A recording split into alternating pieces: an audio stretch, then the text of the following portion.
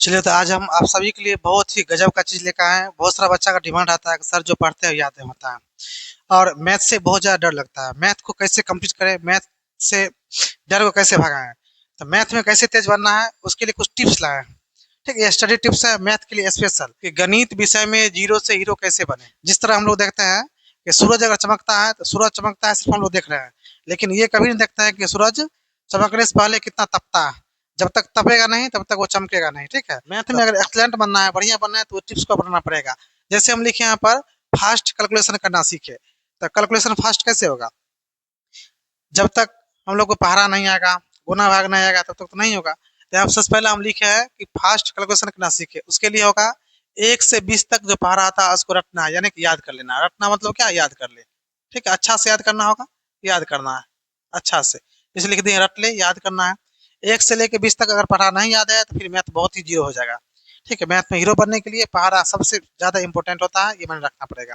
दूसरी चीज है 1 से 40 तक स्क्वायर एंड स्क्वायर रूट, जिसको लोग बोलते हैं वर्ग और वर्गमूल, इसको भी याद करना पड़ेगा। ठीक है, क्योंकि इसका भी ज्यादातर यूज होता है दोनों का। ठीक है ना। उसके बाद 1 से 30 तक घन, घन को रट लेना है, घन याद कर लेना है। जैसे 1 का क्यू 1, 2 का क्यू 8, 3 का क्यू 27, इस तरह से घन भी याद करना है, तब जाके कैलकुलेशन ठीक ठाक होगा। उसके बाद है दशमलव चैप्टर का अध्ययन करना है। दशमलव टॉपिक जो होता है, दशमलव चैप्टर जो है उसको अच्छा से क्या करना है, देख लेना है, तब जाकर के क्वेश्चन बनेगा। ऐसा नहीं दशमलव का गुना आया अब हम वहां पे छोड़ देंगे तो फिर नहीं बनने वाला है। ठीक है, आगे है बोर्ड मास के नियमों का अच्छे से अध्ययन करें। बोर्ड मास अपने आप में एक मायने रखता है टॉपिक को सॉल्व करने में। ठीक है, इसलिए सिंप्लीफिकेशन जितना भी होगा बोर्ड मास पर ही बनेगा।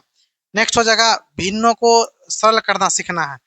जो भिन्न दिया रहता है उसको शॉर्ट कैसे करेंगे, शॉर्ट में कैसे बनाएंगे। ठीक है, शॉर्ट कैसे करना, इस तरह से उसको देखना है।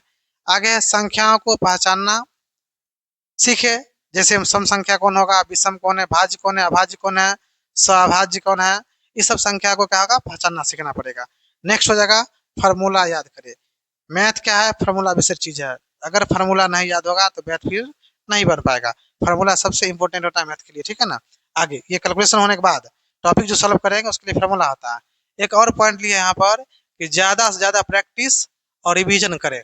ठीक है, यहाँ पे कोचिंग में हो, स्कूल में हो, ट्यूशन में हो, गुरुजी कितना भी पढ़ा दें, अगर स्टूडेंट जाके उसको रिवीजन नहीं करे, प्रैक्टिस नहीं करेगा तो फिर वो व्यर्थ है।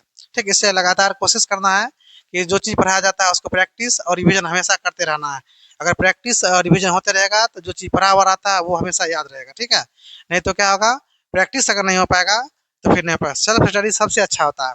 अगर सेल्फ स्टडी ठीक नहीं है तो फिर कितना कोई पढ़ा देगा, असंभव ही असंभव हो जाएगा, कुछ नहीं हो पाएगा। ठीक है, इसलिए अधिक अगर तेज बनना है तो सेल्फ स्टडी करना सीखना है। जो चीज़ पढ़ाया जाता है उसके ऊपर अच्छे से काम करना है, तब जाके बहुत बेटर हो सकता है।